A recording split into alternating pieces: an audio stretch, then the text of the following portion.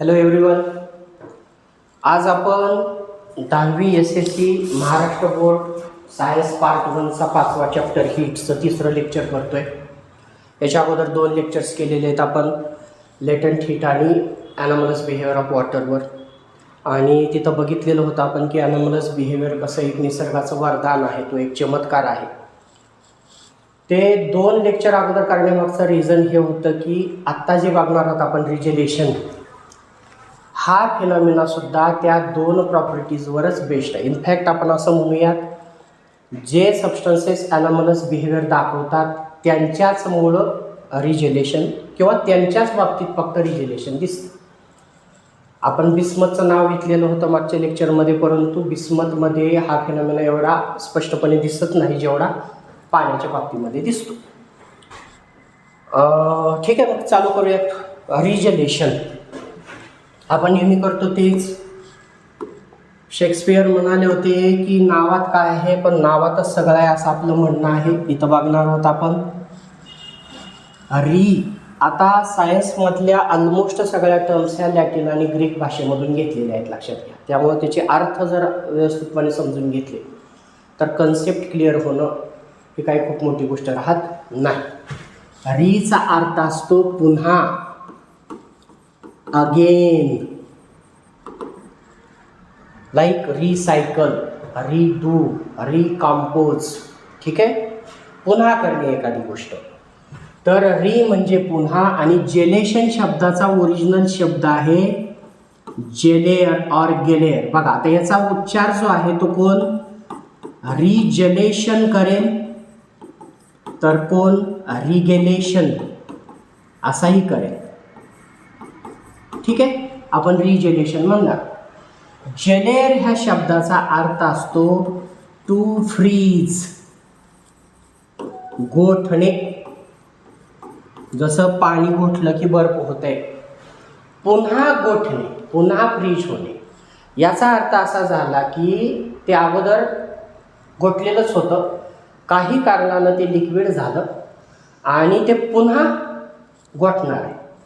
तर या फिनॉमिनाला आपण म्हणतो रिजलेशन. पण इथं महत्त्वाची गोष्ट दुसरी आहे, जर ते अगोदर फ्रीज झालेलं सॉलिडच होतं आणि लिक्विड होऊन पुन्हा सॉलिड होतंय, तर त्याला लिक्विड कुणी केलं होतं? आपल्याला माहिती आहे की तापवल्यावर सॉलिडचं लिक्विड होतंय आणि थंड केल्यावर लिक्विडचं सॉलिड होतंय. परंतु फक्त एवढीच गोष्ट डोक्यात घेतली तर मग मेणबत्ती पेटवली, त्याच्या ज्योतीमुळं तापून मेण वितळलं, खाली ओघळ आले, त्याचे थंड झालं, पुन्हा मेण झालं. काय मग ह्याला पण रिजलेशन म्हणायचं? तर याचं उत्तर आहे नाही. इथं सॉलिडचा लिक्विड होणं आणि लिक्विडचं पुन्हा सॉलिड होणं याचा विचार करताना हीट घेणे, हीट सोडणे याच्याबरोबरच अजून एका गोष्टीचा विचार करावा लागतो. ती गोष्ट आहे प्रेशर. ते कसं असतं आपण नेहमी करतो तसं अगोदर ॲक्टिव्हिटी बघूयात, अगोदर समजून घेऊयात आणि मग डिस्क्रिप्शन बघूयात. काय दिसते इथं बघा. जसं आपण मागं ॲनॉमलस बिहेवियर ऑफ वॉटरच्या चॅप्टरमध्ये फ्रीजिंग मिक्सचरमध्ये कुल्फीवाला बघितला होता, कुल्फीवाल्याचा डब्बा, तसा इथं गारेगारवाला बघणार आहोत. गारेगारवाल्याचा फिनॉमिना म्हणजेच आहे रिजलेशन. गारेगारवाला काय आहे? गावाकडच्या मुलांना समजेल मी गारेगारवाला काय म्हणतोय.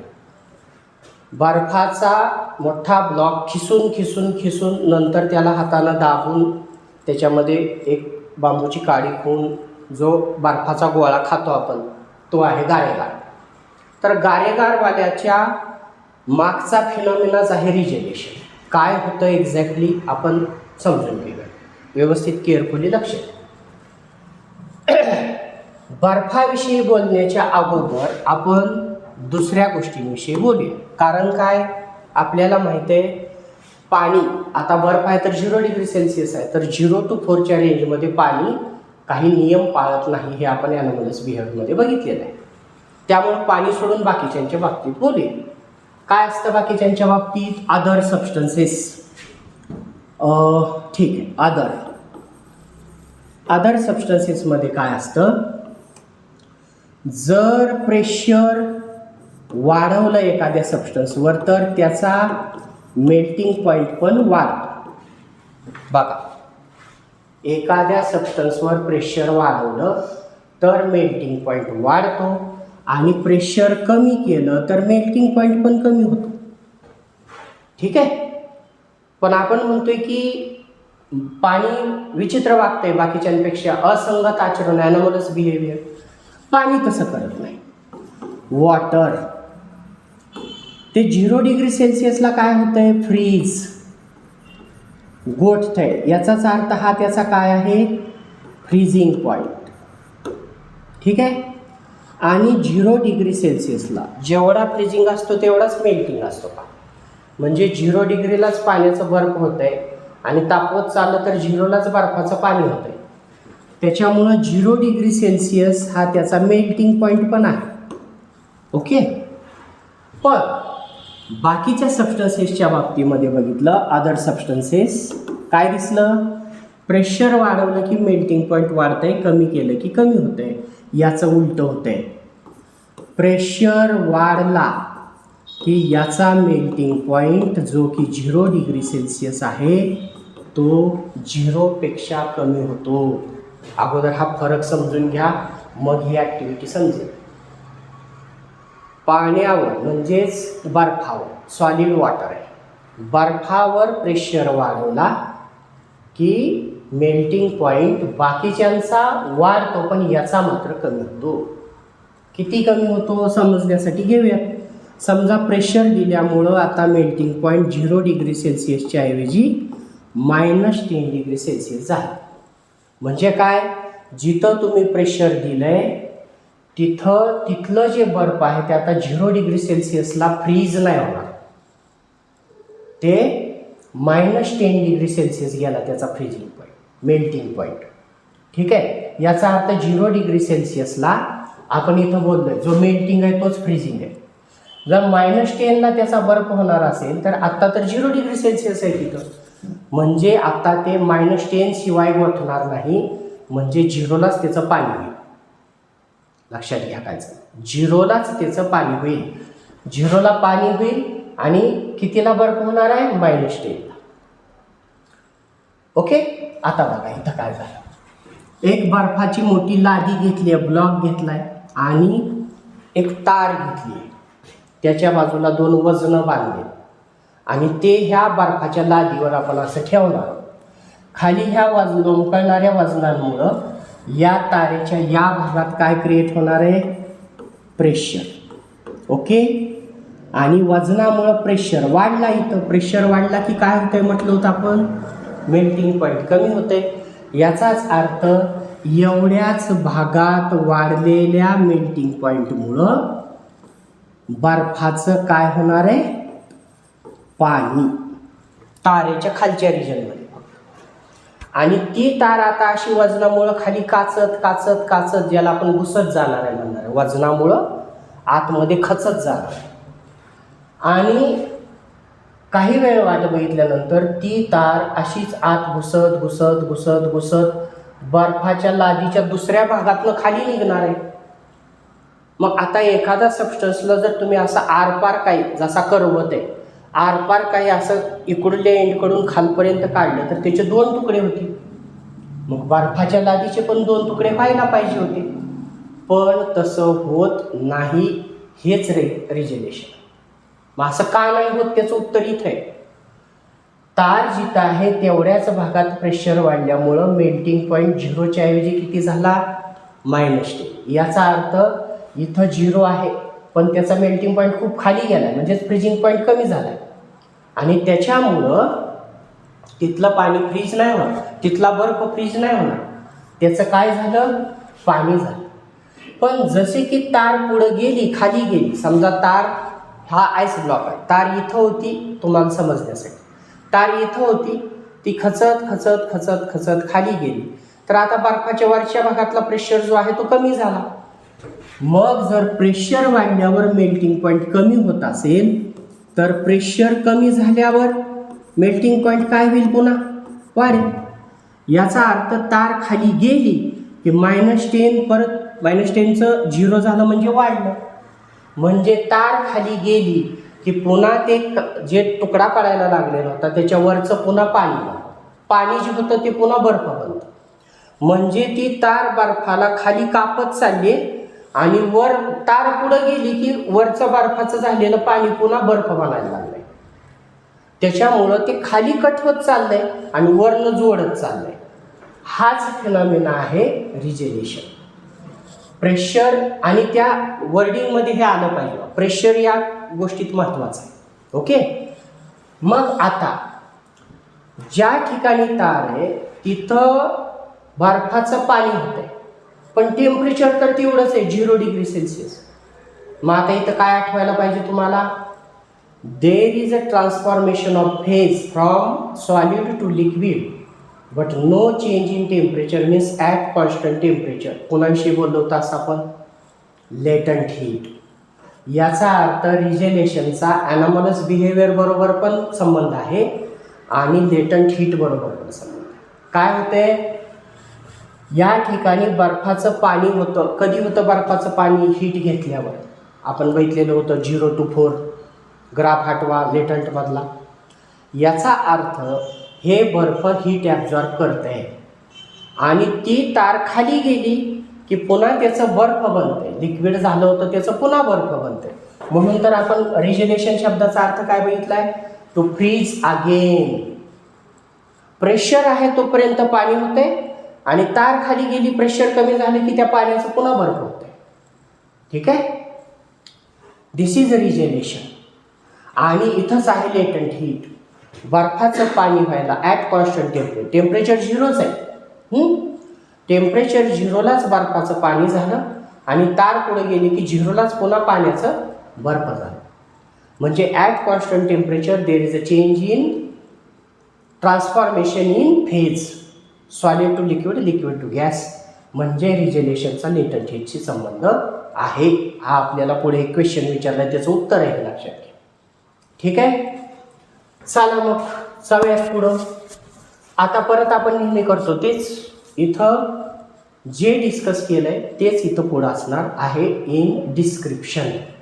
याच्यापेक्षा वेगळं काही त्या डिस्क्रिप्शनमध्ये दिसणार नाही. मग गारेगारवाला काय करतो बघा, त्याच्याकडे जी खिसणी असते त्यानं बर्फ खिसतो.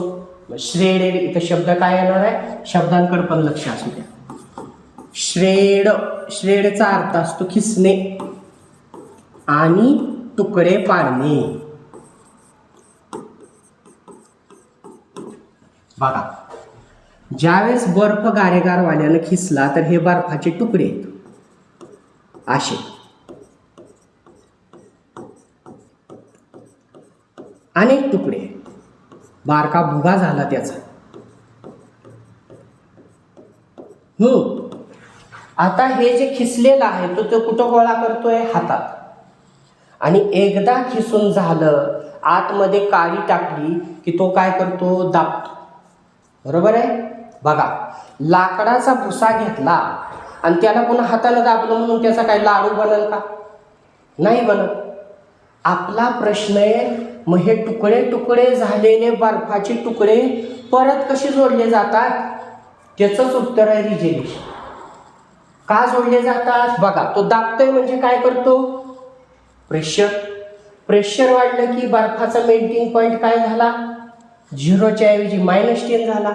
याचा अर्थ हे बर्फाचा भुगा, हे तुकडे दाबले जात असताना याच्या मधल्या भागामध्ये जिथं जिथं प्रेशर पडतंय तिथं तिथं काय तयार होतंय? प्रेशर पडल्यामुळं आईस होता आधी, प्रेशर दिल्यामुळं काय तयार झालं? वॉटर. आणि दाबायचं बंद केलं म्हणजे प्रेशर निघून गेलं.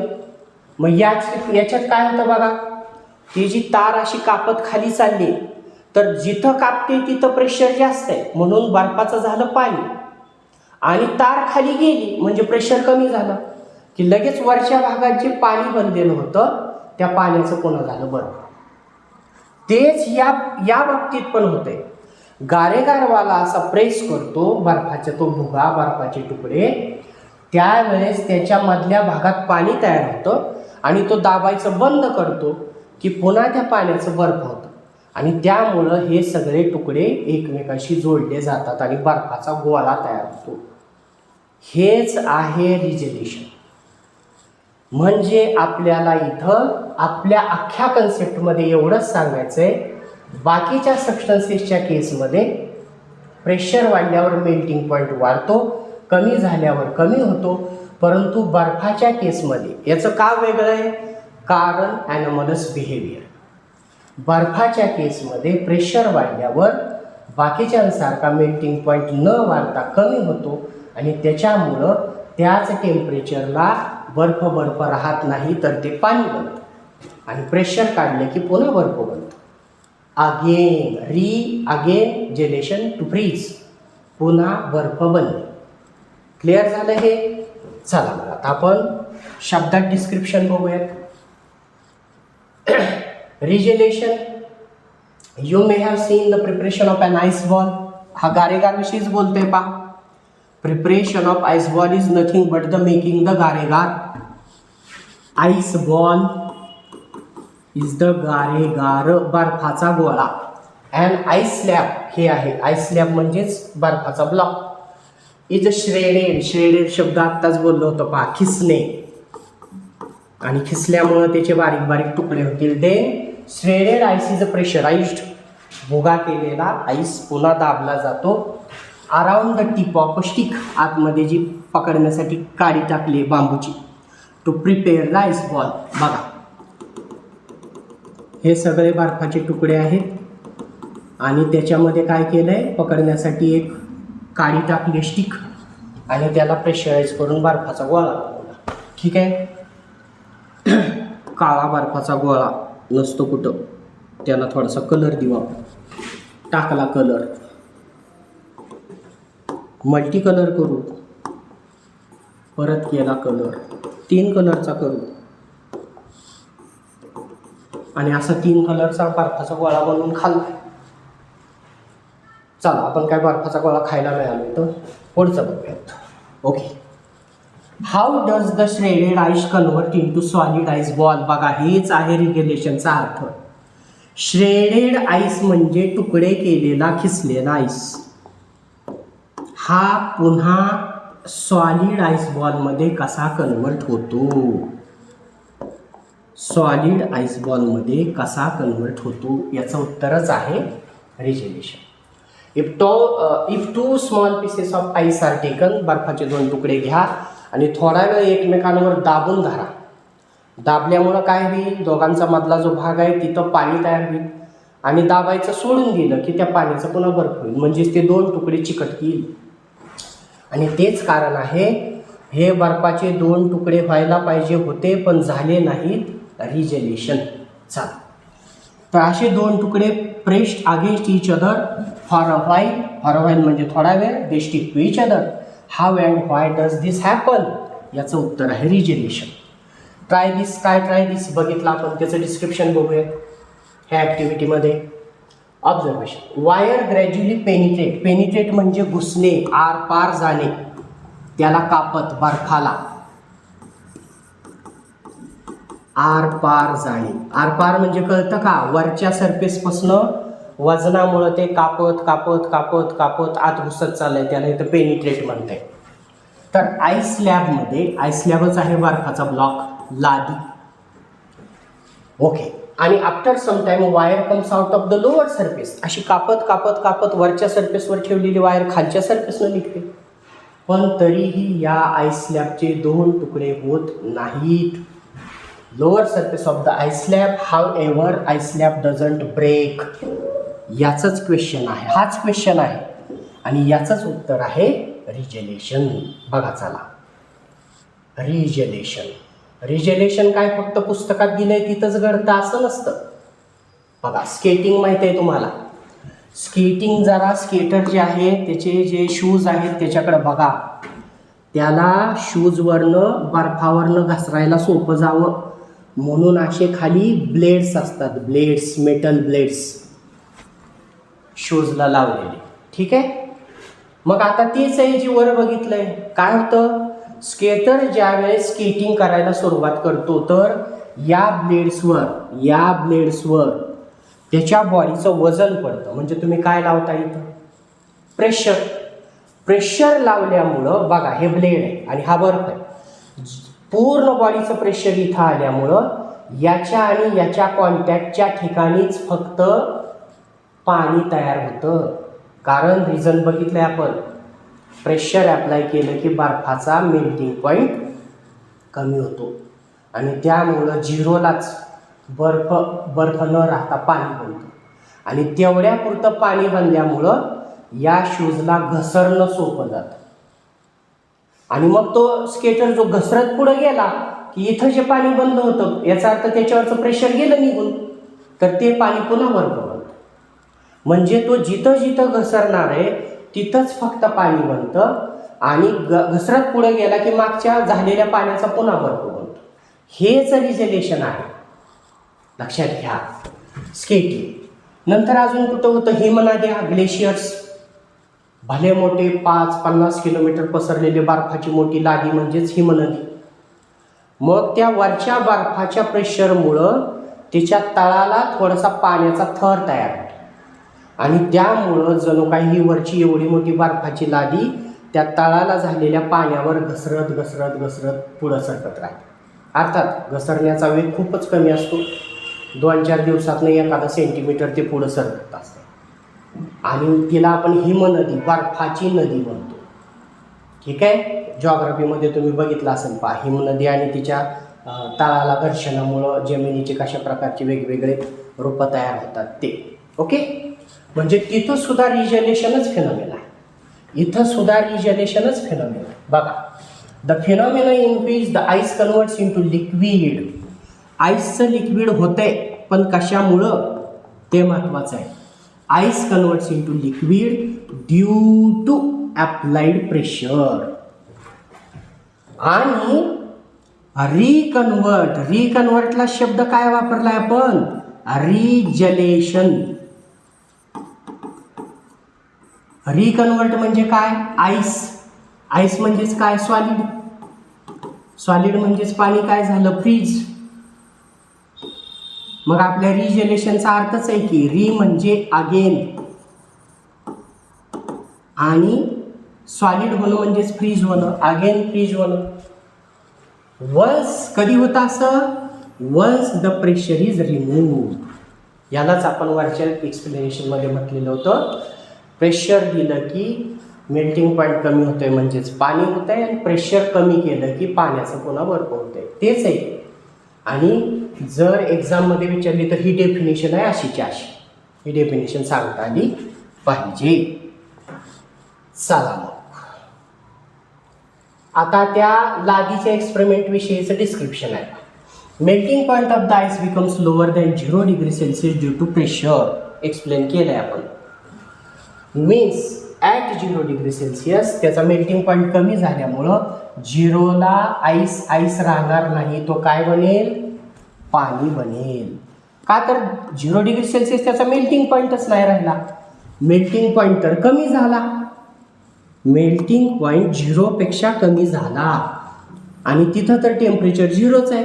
त्यामुळं प्रेशर दिल्यावर आईस जास्त आहे ते पाणी बनतंय.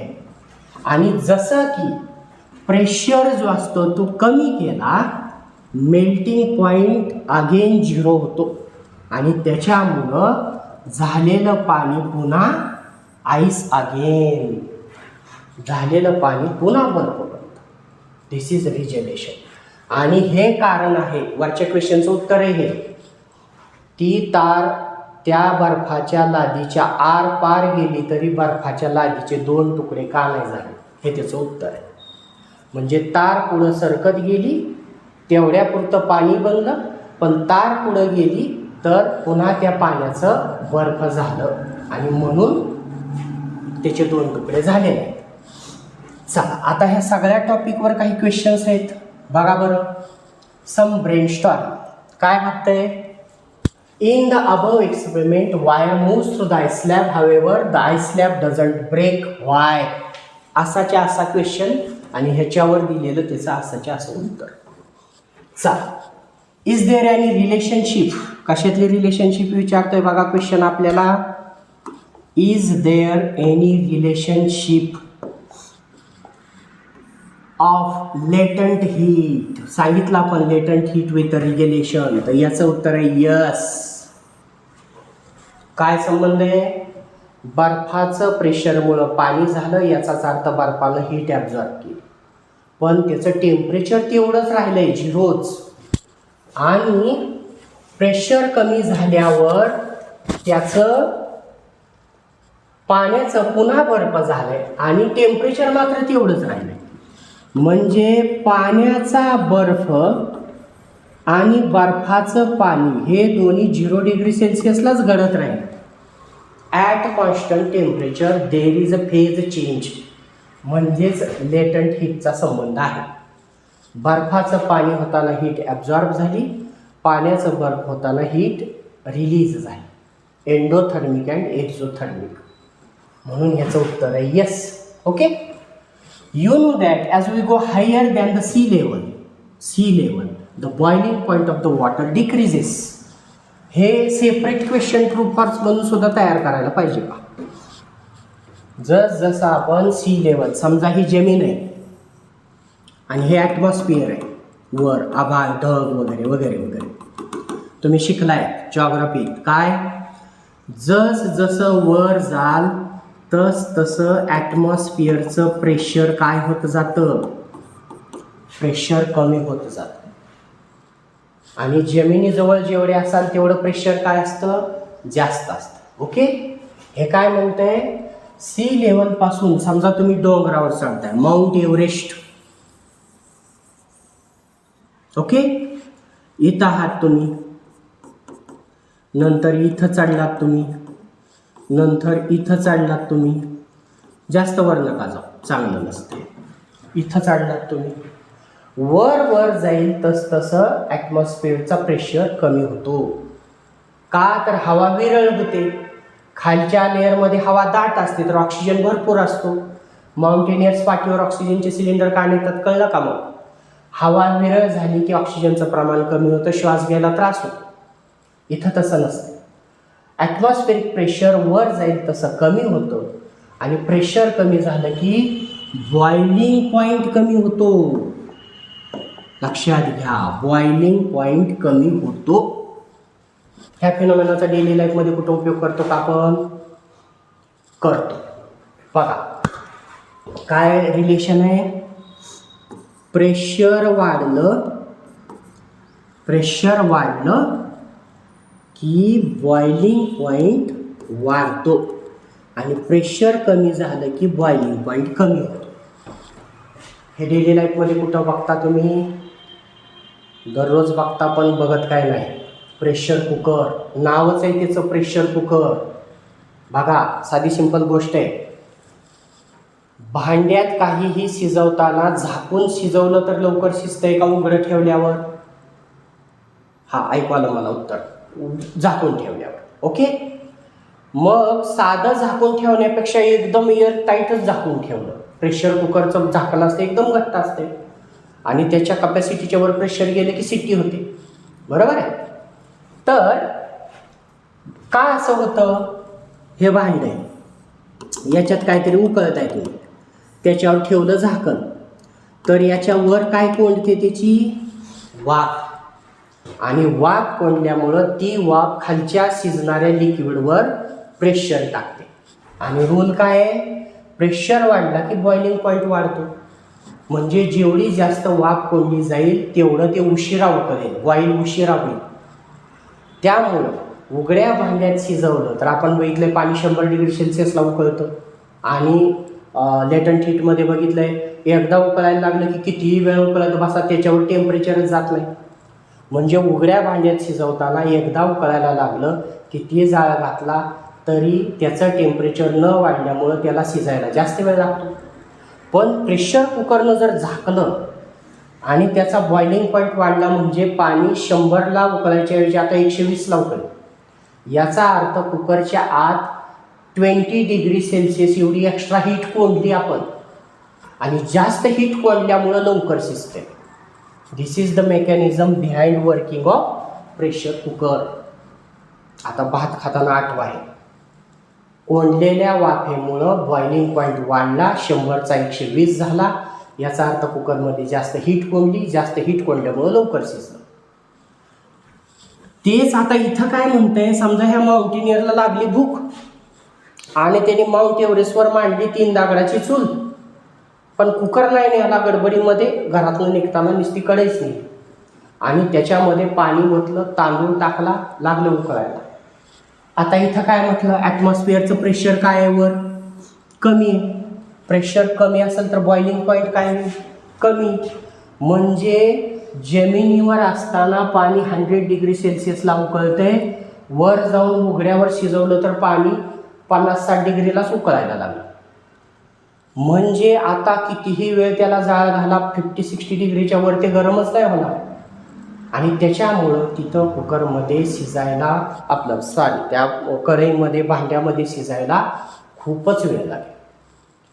त्याच्यामुळं प्रेशर कुकर जो आहे तो सगळीकडे व्यवस्थितपणे काम करेल जर ह्या फिनॉमिनाचा विचार केला तर हे हा आपला मुद्दा नाही, हा आपला मुद्दा आहे. काय, जसं वर जाईल तसं बॉइलिंग पॉईंट कमी होतो, तर मेल्टिंग पॉईंटचं काय होतं असा क्वेश्चन आहे.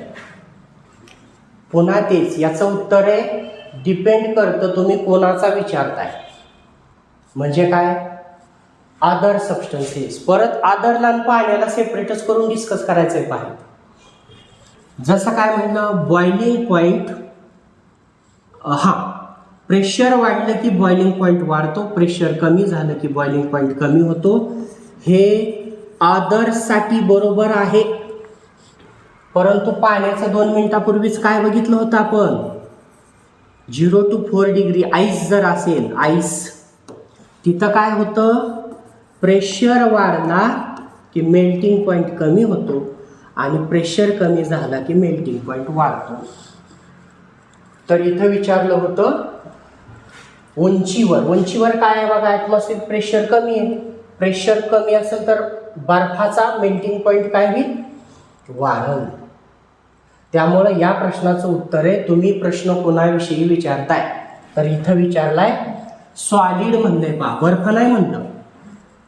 तर बर्फाला विचारलं तर तुम्ही उत्तर काय देणार, boiling point pressure, atmospheric pressure कमी झाला, ॲटमॉस्फिरिक प्रेशर कमी झाला आणि तो जर बर्फ असेल तर त्याचा मेल्टिंग पॉईंट वाढतो. पण जर दुसरे असतील other substances other than ice तर मात्र प्रेशर कमी झाला तर मेल्टिंग पॉईंट पण कमी होतो. हे व्यवस्थित वेगवेगळं समजून घेतलं पाहिजे.